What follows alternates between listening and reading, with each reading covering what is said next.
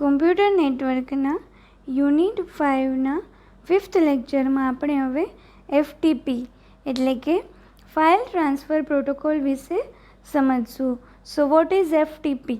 FTP is a standard mechanism provided by TCP/IP model for copying a file from one computer to another.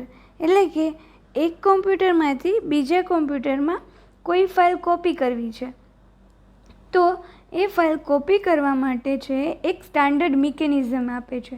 A standard મિકેનિઝમનું નામ એટલે કે FTP.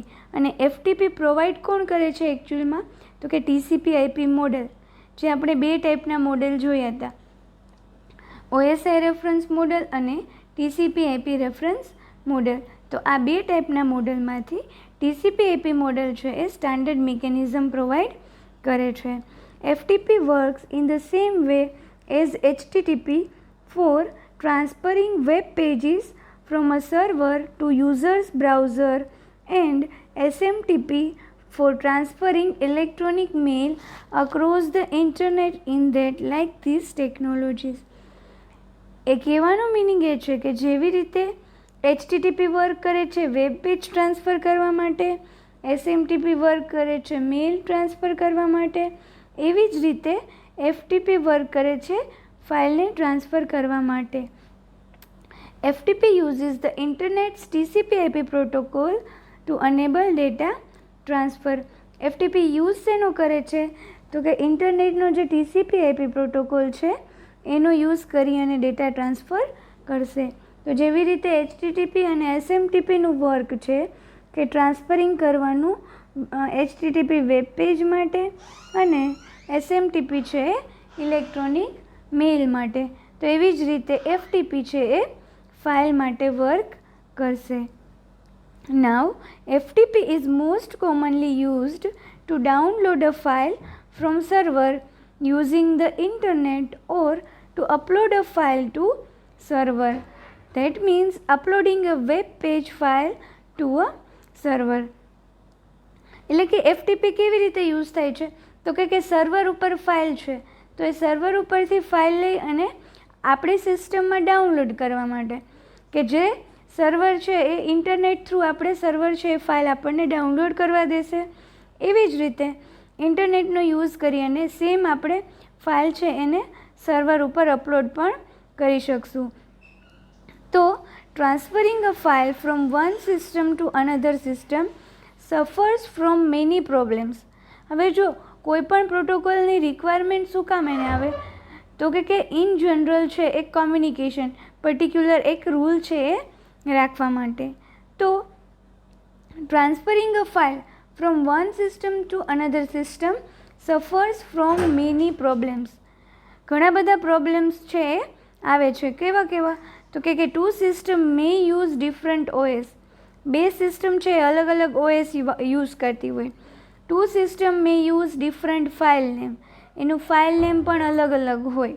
એવી જ રીતે two system may have different ways to represent text અને data and two system may have different directory structure.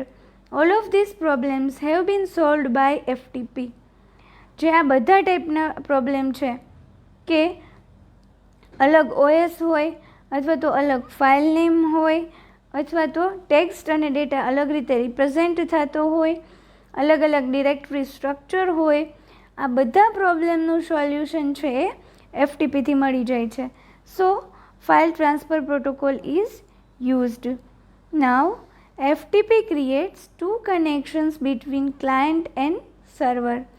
One connection is used for data transfer and other for control information, commands and responses.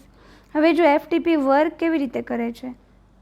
તો કે FTP છે એ બે connection create કરશે. કોની વચ્ચે? તો કે ક્લાયન્ટ અને સર્વર વચ્ચે.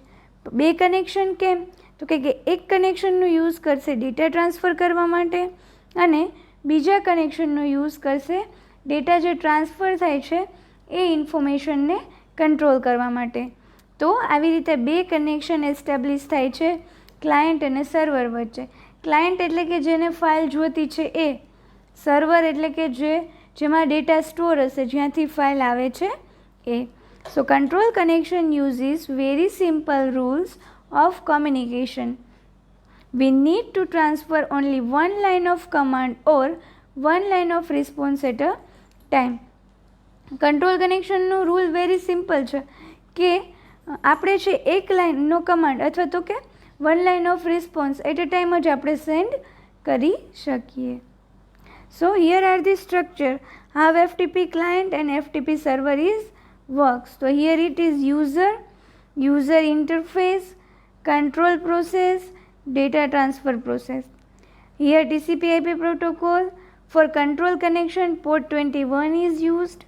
For data connection port 20 is used. So now here it is control process and also data transfer process, but it is FTP server. તો આપણે હમણાં આગળ જેમ વાત કરી એમ કે FTP છે એ બે કનેક્શન એસ્ટાબ્લિશ કરશે બિટવીન ક્લાયન્ટ એન્ડ સર્વર. તો બે શેના માટે કનેક્શન? તો કે એક કનેક્શન છે એ ડેટા કનેક્શન એટલે કે જેમાંથી ડેટા ટ્રાન્સફર થશે. બીજું કનેક્શન છે એ કંટ્રોલ કનેક્શન કે જેમાં જે બધું કંટ્રોલ કરશે.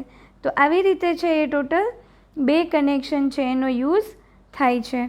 તો TCP/IP પ્રોટોકોલ TCP/IP મોડેલ છે એ FTP પ્રોટોકોલનો યુઝ કરે છે, એટલે કે ફાઇલ ટ્રાન્સફર પ્રોટોકોલનો યુઝ કરી અને બે સિસ્ટમ વચ્ચે ફાઇલ ટ્રાન્સફર પ્રોવાઈડ કરે છે. જો FTP પ્રોટોકોલની રિક્વાયરમેન્ટ શું કામ એને ઊભી થઈ? તો કે બે સિસ્ટમ વચ્ચે કોમ્યુનિકેશન થાય છે એ બે સિસ્ટમમાં ડેટાને રિપ્રેઝેન્ટ કરવાની રીત અથવા તો ઓપરેટિંગ સિસ્ટમ અથવા તો જે બીજી કોઈ પણ જે એની સ્ટ્રક્ચર ઇન્ફોર્મેશન છે એ સિમિલર હોતી નથી.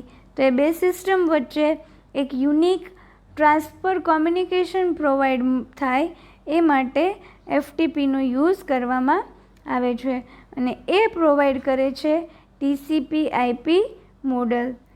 સો here we discuss how FTP client and FTP server is work. હવે યુઝર એકચ્યુઅલ ક્યાં પિક્ચરમાં આવશે?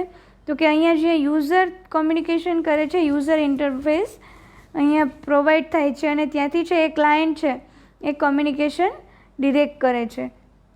સો આવી રીતે છે એ FTPની મદદથી ડેટા ટ્રાન્સફર છે એ થાય છે. Data connection on the other hand needs more complex rules due to variety of data type transfer.